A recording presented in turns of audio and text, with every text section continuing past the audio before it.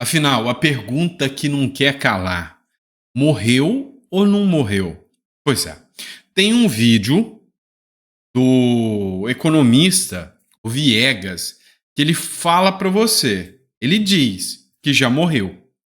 E eu vou mostrar o que ele fala sobre esse vídeo, como que ele expõe aqui as provas de que já era, já acabou. Eu vou explicar para vocês. Outro ponto que eu vou tratar também nesse editorial é que todo o limite do razoável já se extrapolou no Brasil. Uma ação insana e absurda que foi impetrada contra um dos maiores juristas do Brasil, porque ele não pode ter mais liberdade de expressão, liberdade de pensamento. Nós, advogados, nós juristas, não podemos mais ter a liberdade de entender e interpretar um artigo e fazer a defesa de uma tese desse artigo, porque senão você pode ser preso. É literalmente o fim da picada que está se tornando no Brasil. Então fica ligadinho que esse editorial vai trazer muita informação, informação de qualidade, de relevância. Há uma diferença muito grande em trazer um conteúdo de oba-oba e um conteúdo que trata de pautas sérias, de questões sérias. Então, muito foco nessa hora que eu preciso discutir isso com vocês. Bom, vamos lá. Primeiro ponto que eu quero discutir é pedir para você se inscrever também, que eu já esqueci, né? Curtir, compartilhar, isso ajuda. E para fazer o download dos livros que estão disponíveis aí. Mas enfim, eu quero falar com vocês sobre o Ives Gandra Martins. E essa matéria é muito cara para mim. Por quê? Eu sou aluno do Ives Gandra Martins, vocês devem saber disso. Durante o curso da EBRAD, ele foi o mentor do meu TCC. Então, eu fiz uma redação sobre os crimes de ordem tributária. Ele me ajudou muito com o TCC, então foi o meu mentor, eu passei com nota máxima. E esse cara é uma figura que realmente ele é, sabe, uma sumidade quando o assunto é direito. E agora estão tentando jogar nas costas dele uma pecha sobre a tentativa de golpe de Estado com estilingue e bola de gude que aconteceu no Brasil. E isso é insano, isso não faz sentido. A OAB, e a OAB não pode ser conivente com isso, julga recursos contra Ives Gandra Martins por incitação a atos golpistas. Tá, deixa eu explicar para vocês verem o tamanho da loucura que o Brasil se tornou. Em 2017, o Ives Gandra Martins escreveu um artigo sobre a interpretação do artigo 142, de que dentro da normalidade, se houver uma instabilidade institucional, qualquer dos poderes poderão convocar as Forças Armadas para manter a ordem e a paz. A GLO, Garantia da Lei e da Ordem, né? Pois é. Então ele escreveu esse artigo. E em 2022, um aluno dele pediu uma orientação, o que ele achava sobre o artigo 142. Ele mandou a matéria para esse aluno. E agora ele, por causa do artigo escrito em 2017, escrevido em 2017, é o mentor do golpe de Estado com bolas de gude e estilingue. Não, vamos ler isso aqui.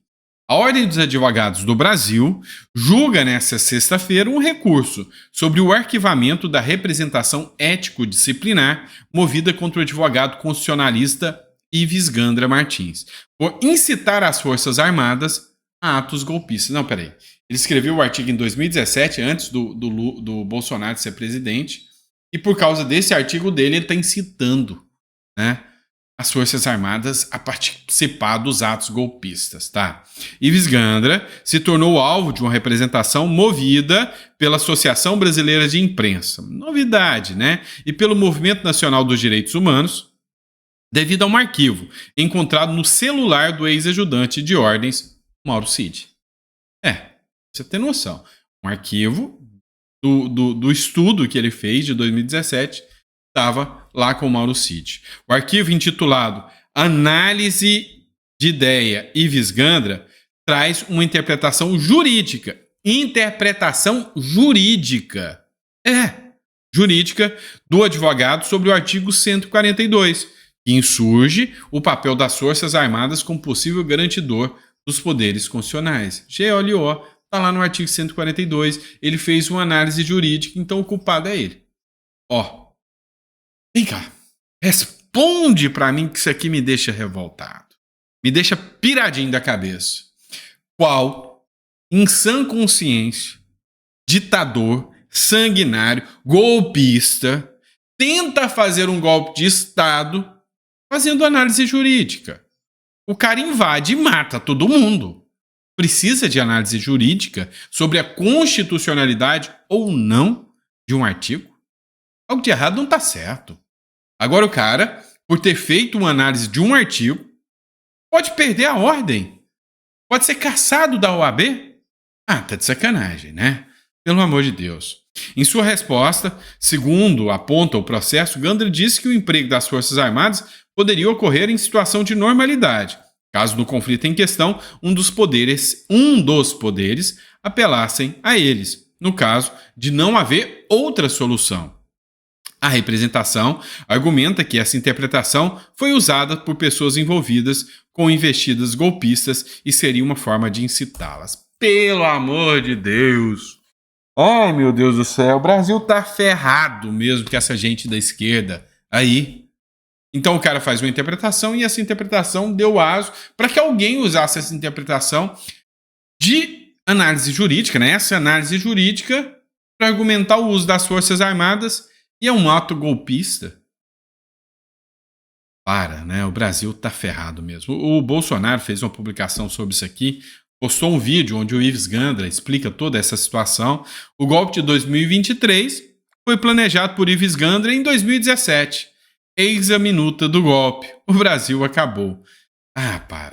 Passou do razoável, passou do limite do aceitável, né? Então, é situação que deixa a gente pistola da vida mesmo, deixa a gente revoltado da vida, né?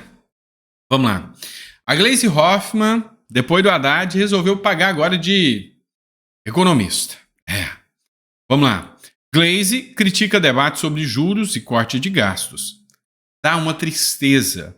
À véspera da reunião do Comitê de Política Monetária, o Copom, do Banco Central, a presidente nacional do PT, deputada federal Gleisi Hoffmann, foi às redes sociais criticar o atual patamar dos juros, que chamou de estratosféricos, e criticar as medidas estudadas para conter o corte de gastos. Olha só o que ela escreveu. As conversas das mídias e seus economistas para cortar o orçamento público só recaem em cima daquilo que atinge o povo trabalhador e os pobres. Desde quando o PT está preocupado com o trabalhador e com o pobre? Para, que ninguém acredita nesse discurso mais. Espera aí que eu vou bater a real para vocês. Piso de saúde e educação, reajuste do salário mínimo, seguro-desemprego, abono salarial, BPC, escreveu Gleisi nesta segunda-feira. Vamos lá. Piso de saúde e educação. Vamos lembrar quem é que estava fazendo protesto porque fez o L e na hora H não implementou nada disso e estava fazendo protesto e chamando o Lula de traidor da saúde? Pois é, o governo Lula. Então, o piso da educação não foi implementado. Tinha lei, não fez porque não quis, porque prefere viajar e gastar dinheiro à toa. Reajuste do salário mínimo. O salário mínimo é uma vergonha. Em compensação, o salário dos juízes, promotores, dos ministros do STF, dos políticos, foi tudo reajustado no governo do PT. Já esqueceu? Né? Seguro-desemprego. Quem é que está querendo dar no seguro-desemprego aí? Não, a multa do FGTS, vamos abater do seguro-desemprego. Está ferrando o trabalhador. Vamos lembrar também quem é que tem que fazer fila para tirar o seu nome do desconto sindical. Esqueceu? Desse detalhe aí, né? Abono salarial, BPC, benefício de prestação continuada. Quem foi que foi recorde de cortes de BPC? O pente fino que está ferrando com o pessoal aí de mais baixa renda, hein? Então, assim, o discurso não cola com a realidade. Deixa eu contar uma coisa para vocês. Se prepara. E aí o sistema já está vendo que isso vai acontecer. Ano que vem, o Galípolo vai assumir o Banco Central. Ao assumir o Banco Central, ele vai baixar os juros na marra, vai forçar o Banco Central a baixar os juros na marretada. Com o juro baixando, a festa tá solta. Espera aí, quer dizer que eu vou poder pegar empréstimo ali com juro baixo? Mais baixo? Pode. Então vamos liberar a linha de crédito para todo mundo, vamos fazer um programa limpa nome, porque hoje a maioria do brasileiro já está lascado e com o nome sujo. Pega empréstimo. Vamos fazer o seguinte, vamos resolver o problema, vamos liberar empréstimo para essa turma e vamos deixar dinheiro correr no mercado. Se o dinheiro correr no mercado, o que vai acontecer? Com o dinheiro correndo no mercado, o povo vai começar a comprar. Maravilha! Só que o que ela não entende é que tem a lei da oferta e da demanda. Se eu aumento, né, a procura, oferta e demanda, né? Se eu tenho aumento da procura, ou seja, o povo quer comprar mais, eu vou vender mais produto. E o meu preço vai subir, óbvio. Afinal, se eu tenho este celular para vender, mas eu só tenho um comprador, eu vou ter que me adequar ao quanto aquele comprador pode pagar, correto? E se eu tiver esse celular para vender, só um, e minha produção está baseada nisso, de repente aparece 50 compradores. Olha, vamos fazer um leilão, quem dá mais pelo meu coração. É óbvio, eu vou cobrar o mais caro, entendeu? Então é assim que funciona. Se soltar dinheiro na praça, amanhã você vai ver o quilo do arroz a R$100, ou o pacote de arroz a R$100. Então tem que prestar atenção. Essa turma que não entende nada de economia está afundando o Brasil de uma vez por todas. E é exatamente isso que eu quero mostrar para vocês, sobre esse Brasil afundando aí, né? Essa coisa absurda que está acontecendo com o Brasil. Eu vou trazer um vídeo para vocês só para comparar o Brasil com a Argentina. Olha, eu não conheço essa moça aqui, tá? Josiane Paes, que é o conteúdo dela. Muito bom, parabéns para Josiane. Videozinho de 1 minuto, tá? Escuta o que ela fala aqui. Gente, eu tava lendo sobre a economia argentina aqui e acabei montando uma lista do que vem sendo feito lá pelo governo nas últimas semanas. Vão acompanhar aqui comigo. O Milei, ele tá reduzindo a inflação, reduzindo o preço do dólar, o risco país Argentina já caiu para o menor nível em mais de 5 anos, a bolsa da Argentina cresceu 40 vezes mais do que a Bovespa, o Milei colocou fim no fundo partidário, fechou a Receita Federal de lá, tá privatizando, colocou fim nos cargos hereditários, tá fazendo auditoria em universidade, mais de 400 imóveis estaduais já foram leiloados, a renda da Argentina vem aumentando desde março e a taxa de pobreza da Argentina começou a cair e apresenta uma tendência de queda, porque os salários reais estão crescendo gradualmente. Agora vamos ver o que aconteceu no Brasil nas últimas semanas? Vamos lá. O dólar está chegando nos R$6, o real se tornou a pior moeda do mundo, a inflação está batendo na meta, Haddad totalmente perdido, sem prazo para o corte de gastos, estatais em déficits recordes, governo usando 110 bilhões para fazer uma novela estatal, imposto em empresa estrangeira, imposto para rico, corrupção legalizada com os condenados ficando elegíveis, Lula alinhado com BRICS, gastos sem transparência, o arcabouço sendo furado loucamente e nada acontece, venda de sentença no judiciário, esquema no Ministério da Cultura beneficiando os camaradas, Caixa Econômica Federal sem dinheiro para financiar, inflação de luz e alimentos em níveis da pandemia, Irmãos Batistas de volta ao noticiário de corrupção do país, trabalhador enfrentando fila quilométrica para cancelar imposto sindical de forma presencial, a medida provisória do governo que beneficia os Irmãos Batista e encarece luz de todos os brasileiros está avançando no Congresso, a promessa de redução na conta de luz virando benefício para bancão. Enfim, eu tenho certeza que eu esqueci um monte de coisa e vocês podem complementar aqui nos comentários. Mas vejam como é grande, gritante o contraste de um governo que quer a qualidade de vida da população e um governo que realmente não está nem aí para as pessoas. Como deve ser bom ter um presidente. Coloca no comentário aí o que você acha sobre tudo isso. Mas assim, é nítido, é gritante, sem sombra de dúvidas, a insanidade, né? Se faltou alguma loucura aí, você pode colocar, como por exemplo, tem a questão das vacinas, tem falta da vacina, tem a questão dos índios morrendo lá os índios Yanomamis.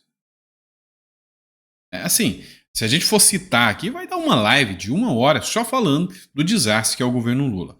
Mas enfim, a grande questão e o sentido do vídeo é: morreu ou não morreu? O Viegas colocou uma matéria aqui, né, intitulada Governo Lula morreu. Já era.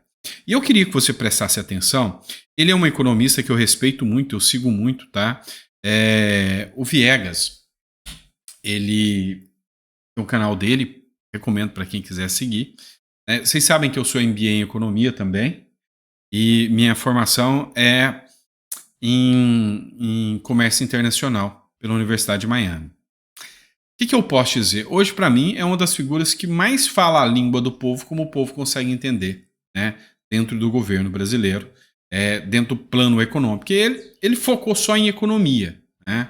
Mas eu vou muito mais além, eu falo sobre direito, igual fui aluno do Ives Gandra, eu falo sobre filosofia, eu falo sobre comércio internacional, geopolítica, mas figura que hoje pode dizer sobre economia, entre vários outros que eu posso citar, Bruno Musil, por exemplo, mas o Viegas é um cara que eu tenho um respeito em especial pelos ensinamentos dele. Então presta atenção se o governo Lula morreu ou não. O governo Lula acabou. E galera, olha só, isso aqui não é uma força de expressão, ou então isso aqui é uma previsão minha, isso aqui é simplesmente a constatação de um fato que aqui na Faria Lima todo mundo já está entendendo, né? Para umas rodas de economistas aí, todo mundo já fala isso de uma maneira muito tranquila, ou seja, esse governo acabou. E a pergunta que fica assim beleza, Viegas, mas por que então tá toda a Faria Lima interessada no Haddad, o dólar não disparou para R$10 ainda, por que a Bolsa não foi lá a 100 mil pontos, né? Por que então, se o governo acabou, isso não está acontecendo no Brasil? É exatamente isso que eu vou explicar para você, e mais do que isso, eu vou dar os 3 cenários possíveis lá em 2026, quando a gente vai ou não desviar desse muro que a gente está para bater, beleza? Então vamos retomar rápido aqui a história que trouxe o Lula de volta. Vamos lá, eleições de 2022, né? Muita gente falando, a Faria Lima fez o L, a Faria Lima, né? Mas por que a Faria Lima efetivamente apoiou um idiota como Lula, tá? Porque, em última análise, muita gente acreditava, eu sei que é loucura, mas assim, muita gente acreditava que o Lula pudesse voltar um cara muito moderado. Que o Lula, depois de passar um bom tempo na prisão, por ter desviado bilhões de reais dos cofres públicos, ele voltaria um cara tranquilo. Tranquilo como ele foi no primeiro governo dele.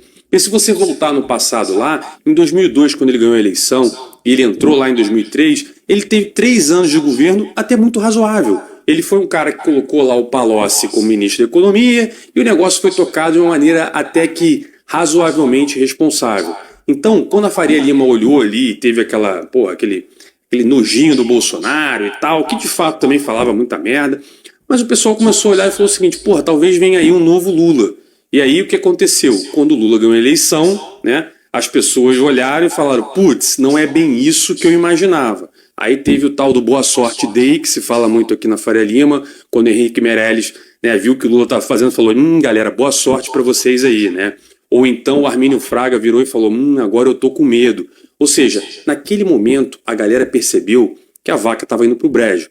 E hoje, 2 anos depois de tudo que aconteceu lá nas eleições, né, a gente está finalizando agora esse segundo ano do governo Lula, está muito claro e evidente que o Brasil já foi pro brejo, não tem muito o que fazer. Ou seja, o Lula não vai mudar a forma como ele está atuando, ele vai continuar gastando dinheiro pra cacete, né? Isso está se desenvolvendo em PIB, crescendo, então ele acha que ele está no caminho certo, então ele não vai mudar, beleza?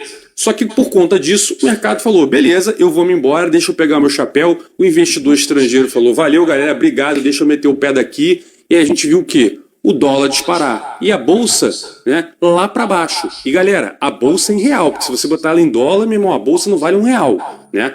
E aí a questão que fica é o seguinte, mas por que então o dólar já não foi a R$10, a R$15? Né? Por que a bolsa já não foi pro brejo? Por que ainda tem gente colocando dinheiro nisso? Porque no fundo, galera, o que o pessoal está olhando é o seguinte, se esse governo já acabou, será que ele aguenta chegar até 2026? Ou seja, será que o Brasil aguenta até 2026 capotando, indo do jeito que a gente sabe, os dados maquiados, e vai capotando? Será que ele consegue chegar em 26? E aí, o que a gente vai ter em 26? 3 cenários possíveis. E é isso que eu quero que vocês entendam aqui. Quais são esses cenários? E eu vou dizer qual que eu prefiro. O primeiro cenário é o mais catastrófico, tá? Ou seja, o Lula vai capotando o Brasil, vai capotando não sei o quê, gastando dinheiro, empurrando a dívida, né? Chega em 26, só que ele chega ali, né, jogando dinheiro pra galera e tal, não sei o quê, vem o Bolsonaro, sei lá, vem alguém, ele ganha a eleição. Ou seja, o Lula é reeleito. Aí, meu irmão, fujam, né, corram para as colinas, porque aí vai ser merda atrás de merda, vai ser chuva de pica, vai ser um negócio complicadíssimo. Por quê? Porque ele vai seguir fazendo o que ele sempre fez. Foi exatamente isso na época da Dilma. Você lembra muito bem dessa época, né? A Dilma também foi segurando tudo, capotando, não sei o que, né? Quando ela conseguiu se reeleger ali, meio que dando uma ombrada no Aécio, então ela é eleita. No dia seguinte aumentou o preço de tudo, a inflação disparou e o negócio foi embora, né? Aí a galera foi para a rua, acabou tirando a Dilma, né? Então a gente lembra qual é o cenário. E aí, na minha visão pessoal, o cenário é parecido. Lula ganha eleição e tal, não sei o quê, mas aí a pica já estourou e tal, aí vai acabar culminando em algum movimento parecido com o que aconteceu no impeachment. Só que, galera, impeachment não é um negócio maneiro, tá? Não é um negócio de, vamos fazer um impeachment, vamos pra rua pintar a cara. Não, ele destrói a economia, esse negócio se arrasta até você conseguir, aí entra um cara novo, que é o vice-presidente. Então tem todo um processo complicado de ser feito. Para mim, se o Lula consegue chegar lá e se reelege, irmão, eu não vou ter R$1 nesse país que eu vender tudo, é tudo dólar, tudo para fora. É isso. Eu também, tá? Então, muita atenção, se o Lula se reelege, que eu vejo. Meu irmão, é perigoso. Qual é o segundo cenário? O segundo cenário para mim é o Bolsonaro voltando. O Bolsonaro vai, fica lá eleito, eu não sei como é que ele tá aí, dá um jeito lá no STF e tal, volta o Bolsonaro, Lula e Bolsonaro disputam, Bolsonaro ganha. Qual é o cenário para mim? Não é um cenário muito positivo. É melhor do que o Lula, mas o Bolsonaro ainda carrega uma rejeição gigantesca. É muito fácil você conseguir aglutinar uma oposição em cima do Bolsonaro. Porque o Bolsonaro tem o histórico dele, das merdas que ele já falou, aí vão falar de gripezinha, e volta que sei que, e ele não, e o cacete. Ou seja, você consegue, com o tamanho da rejeição do Bolsonaro, constituir uma oposição muito forte. E aí o Bolsonaro, apesar de ter um monte de gente no Senado, porrada de governador, porrada de prefeito que ele elege, na hora que ele vai para o Senado, na hora que ele vai para o Congresso, né, na hora que ele vai para o STF, a porradaria vai continuar cantando, exatamente como foi no final do governo dele. Porrada comendo, e STF contra ele, ele faz uma parada, e todo mundo acha, isso aí, capitão, não sei o quê. Mas isso para o país também não é bom. Né? Ele vai ter muita dificuldade em corrigir as merdas que o Lula fez. E pior, provavelmente lá em 2026, se a gente conseguir chegar lá, e essa pica estourando, vai cair no colo do Bolsonaro, que já tem uma rejeição alta. Só que na hora que ele chegar lá e abraçar uma recessão braba, na hora que ele tiver que cortar salário, cortar benefício, cortar aposentadoria, porque isso vai acontecer. Né? Servidor público, isso aí é dado, tá, galera? Isso aqui não é uma discussão se vai ou não acontecer. Isso vai acontecer, tá? E aí tá o Bolsonaro lá, ferrou. É mais fácil você aglutinar algo contra ele. Vamos lá. Eu quero que vocês prestem atenção aqui, porque eu sei que muitos de vocês que me seguem aqui são muito fã do Bolsonaro, e isso é fato. O que o Viegas está explicando é que se o Bolsonaro volta, né? E aí eu falei, para mim, a única hipótese é o Bolsonaro voltar com o Temer como vice. De forma alguma, o Bolsonaro vai conseguir emplacar um general como vice, com um cara radical como vice. Não vai, tá? A única forma do Bolsonaro voltar hoje em dia é se o Temer, né, uma figura como o Temer, literalmente, né, tiver como vice dele, ou mesmo um Kassab da vida. Porque assim o sistema vê a sinalização de que o Bolsonaro está com o centrão. Veja o primeiro editorial. O que o Viegas quis dizer aqui é que se o Bolsonaro entra, todas as culpas das merdas que o governo Lula fez serão jogadas nas costas do Bolsonaro. A Dilma destruiu a nação. Não, mas olha lá o preço do combustível lá, a pandemia. É culpa do Bolsonaro. Olha lá os índios e Yanomamis jogou nas costas do Bolsonaro. É uma coisa que vinha há 20 anos se arrastando porque o PT nunca olhou para eles. É isso que eu estou explicando. É isso que o Viegas explicou para vocês. Agora, qual o cenário que eu acredito, inclusive a Faria Lima já considera esse cenário como o maior rally da história do Brasil, né? E eu particularmente acho que se ele acontecer, sendo muito honesto, pego tudo que eu tenho, compro o Brasil e vambora virar Suíça. É óbvio que não, né? Mas a gente vai ter mais um voozinho de galinha aí até a gente arrumar um outro idiota para assumir a posição lá no Congresso. Eu acho que se vem um Tarcísio, um Zema, se vem um Tarcísio ou alguém que tenha uma terceira via, mas uma terceira via que tenha experiência política, aí o Brasil porra. Porque, por exemplo, vamos imaginar o cenário que o Bolsonaro não consegue disputar, entra o Tarcísio traz a galera da direita, traz o pessoal bolsonarista, mas ele também traz aquele centrão, traz a galera e monta um governo de coalizão, ganha do Lula e assume o Palácio do Planalto. E o que a gente tem visto o Tarcísio aqui em São Paulo, ele é um cara muito bom em relação à imprensa, ele é muito bom em relação ao STF, ele sabe jogar o jogo político. E galera, não duvide, esse jogo ele é fundamental. Essa ideia de que é isso aí, meu capitão, Bolsonaro, vai pra cima. Isso na política não funciona. E vocês estão falando com um cara que é libertário. Vocês estão falando com um cara que, porra, não acredita em Congresso, não acredita em político. Mas tem a política que tem que ser feita. E o Bolsonaro faz isso mal, tá? Essa ideia de que o Bolsonaro é um grande político, não é. Assim como eu também não acho que o Lula é um grande político. São dois idiotas, que ao invés de pensar em resolver os problemas, ficam naquela de A versus B, lado A, lado B. Então, eu acho que se vir uma terceira via, o próprio Bolsonaro já apoia o Tarcísio, então faria um governo mais tranquilo, um governo que vai chegar para as pessoas e falar, ó, galera, o negócio é complicado, tivemos um governo aí do PT que torrou dinheiro, que fez um monte de merda, e agora a gente tem que corrigir. Então vamos privatizar a empresa. Porque, veja, não é difícil você reduzir a dívida no Brasil. Se você pega aí umas empresas, Banco do Brasil, Petrobras, essa porrada de estatal que tem aí, se você privatiza essas merda toda, você gera um caixa muito grande. Você reduz a dívida. Reduzindo a dívida, você reduz os juros. Se você tem um governante como o Tarcísio que vai virar e vai falar, olha, vou controlar os gastos, vou fazer um negócio melhor, né? Vou fazer mais concessões públicas, vou reduzir o tamanho do Estado, coisa que o PT não faz, ele só fala em crescer, vou sanear as estatais que sobrarem. Se você fala isso, o investidor volta. O investidor voltando, o PIB cresce e a gente tem um movimento muito positivo para o Brasil. Então, hoje aqui na Faria Lima, todo mundo tem tranquilidade em dizer que esse governo Lula já era. A questão é, vamos chegar em 26? Ponto 1. Então, essa semana que a gente está escutando aí, o Haddad vai cortar a despesa, vai cortar 40 bilhões, 50 bilhões. Gente, a Faria Lima está de olho nesses cortes, não é que se o Lula vai se tornar um cara responsável agora. É para ver se esse corte vai ser suficiente para ele chegar lá no final. Porque se a gente chegar lá e elege um cara legal, aí o Brasil porra. Né? Então tá muita gente de olho nisso, preparando, porque se vem, galera, um Tarcisão da vida, esquece, é comprar Brasil e essa bolsa vai pro cacete. Agora, os outros cenários eu já falei para você. Se o Lula se reelege, esquece. Um beijo, é a galera indo dirigir Uber em Portugal, é a galera indo lá virar pedreiro na Irlanda do Norte, é isso que vai acontecer. Se o Bolsonaro entra, vai ser horrível para o Bolsonaro, porque ele vai pegar uma oposição muito bem estruturada e ele vai ter que passar umas picas ali de correção complicadíssima. Então o cenário, galera, o único cenário que eu vejo é esse.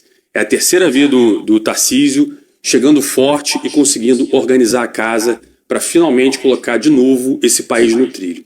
Mas vamos ver o que acontece. Essa é a minha opinião, não estou dizendo que é certa, estou dizendo que é a minha opinião. Agora, qual é a sua opinião? Pode botar aqui nos comentários, né? Curte o vídeo se não curtiu ainda e siga o canal, por favor. Se você não segue, e vejo você no próximo vídeo. Vamos lá. Por que eu quis colocar aqui? Vocês viram que é uma visão diferente da que muitos de vocês têm, até da que eu tenho, tá? Então, aqui é a visão da Faria Lima. Então, eu quis justificar muitos pontos. O fim do governo Lula, a questão é quanto tempo o governo Lula vai ficar, a questão do Bolsonaro, das dificuldades que o Bolsonaro vai enfrentar e da questão do Tarcísio ser unanimidade no sistema, no centrão e da Faria Lima. Então, o Tarcísio hoje já não tem mais o que falar. O Tarcísio é centro, não é direita. Nós temos pontos de vista sobre a economia e nós temos pontos de vista sobre conservadorismo, as pautas de direita. O Tarcísio vai dialogar com ambos os lados. É o que o mecanismo do sistema hoje vê como melhor para o Brasil e economicamente é muito melhor do que o Lula, não tenho dúvidas disso. Tá? Não tenho dúvidas disso. Se Bolsonaro entra, que é muito difícil, e eu não vou mentir para vocês, salvo se ele entra com alguém do centrão. E aí a minha pergunta é, o que difere o Bolsonaro do Tarcísio se o Bolsonaro precisa do Temer para entrar? Entendeu? Então, nós temos que analisar essa situação de uma forma mais pragmática para entender que os cenários são 3. Se o Lula se reeleger, cara, esquece. A esquerda nunca mais sai do poder. Aí está sacramentado. Lembre-se daquilo que eu te digo. Você vota para o comunismo entrar, mas não vota para ele sair. Se o Lula se reeleger, e a própria Faria Lima viu isso, e o próprio sistema viu isso, se o Lula se reeleger, esquece, acabou. Nós vamos, sabe, vai ser crítica a situação no Brasil. Se o Bolsonaro se reelege, a gente vai ter muitas questões que vão andar, né? Vai ter que ter um alinhamento com o Centrão, com o Temer, é a única forma do Bolsonaro voltar. E o pior da situação é que vão atacar o Bolsonaro jogando toda a culpa e a peste em cima do Bolsonaro. Se o Tarcísio entra, é o governo de Centrão, né? Aí você pode dar adeus às pautas conservadoras, mas para a galera da economia a coisa vai bem. E para você? O que pesa mais para você?